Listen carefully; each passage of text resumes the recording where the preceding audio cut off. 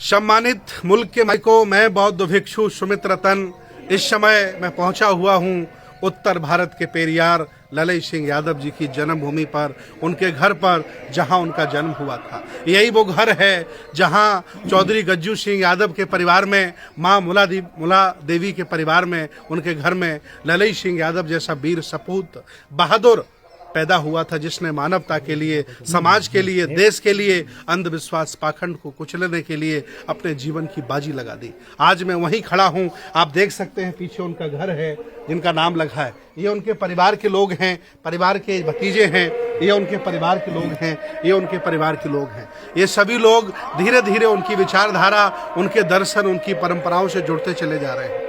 आज हमने यहाँ आकर के इन लोगों को जोड़ने का काम किया है, इन लोगों को बताने का काम किया है। मैं चाहता हूँ कि देश भारत के लोग जब भी कभी कानपुर देहात में आए, औरैया में आए, तो झींझक के पास, कंचौसी के पास बहुत सुंदर गांव है। गांव का नाम क्या है? कठारा गांव है। लहरापुर बगल में है। ये बहुत ही अच्छा गांव है, यादवों का गांव है। हालांकि सभी जातियां रहती हैं, लेकिन इसी गांव में पैदा हुए आदरणीय ललई सिंह यादव जी, जिन्होंने फॉरेस्ट में गार्ड रहे, मध्य प्रदेश की पुलिस में सिपाही रहे।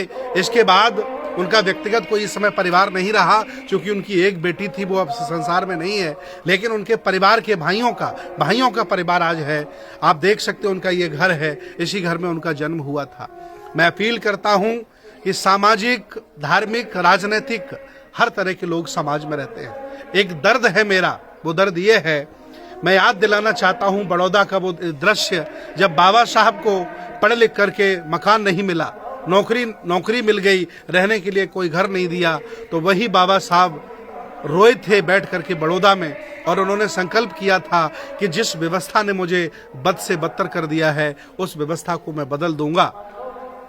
संकल्प किया था। आज मैं बड़ौदा गया हूं, वहां की सरकार, जहां बाबा साहब रोए थे, जहां 12 दिनों में 12 इंच जमीन न रहने के लिए मिली हो, आज वहां 12 करोड़ का भवन बनता है। मैं सरकार को, सामाजिक लोगों को चेताना चाहता हूं कि जिस महापुरुष ने शिक्षा के लिए, अंधविश्वास पाखंडवाद के खिलाफ और पेरियार रामा स्वामी नायकर की उस क्रांति को, रामायण की सच्ची चाबी, रामायण, सच्ची रामायण लिख करके हिंदी में जो ऐतिहासिक कार्य दिया है, जिसे हाई कोर्ट से इनाम मिला, सम्मान मिला, कि वो जो कह रहे हैं बिल्कुल सही कह रहे हैं, उनकी किताब से प्रतिबंध हटा दिया जाए। वो महामानव, वो महापुरुष जिसके घर पर, जिनकी जन्मभूमि आज हम आए हैं। आप कभी आए, मैं अपील करता हूं परिवार के लोगों से, घर वालों से, कि उनकी विचारधारा को, उनके दर्शन को आगे बढ़ाने का काम करिए।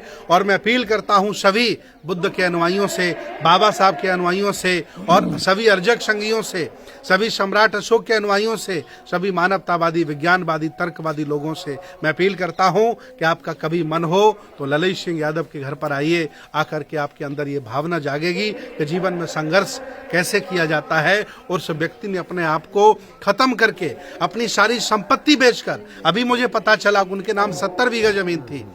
जब उनकी किताबों को प्रकाशकों ने नहीं छापा, तो उन्होंने अपनी जमीन को बेचा और अशोक का प्रकाशन डाला।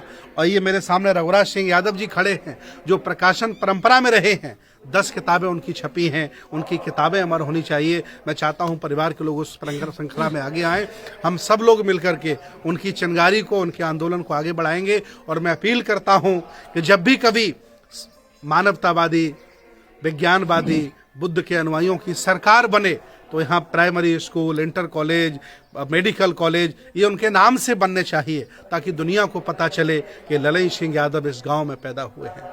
बहुत अच्छा लगा, मैं बहुत प्रसन्न हूँ यहाँ आकर, और मैं चाहता हूँ कि सभी लोग, आप सभी लोग यहाँ आए और आकर के उनके आंदोलन की चिंगारी से अभिभूत होकर के दुनिया को बदलने का काम करें। बहुत बहुत धन्यवाद। नमो बुद्धाय। जय भीम, जय संविधान, जय श्रमण भारत।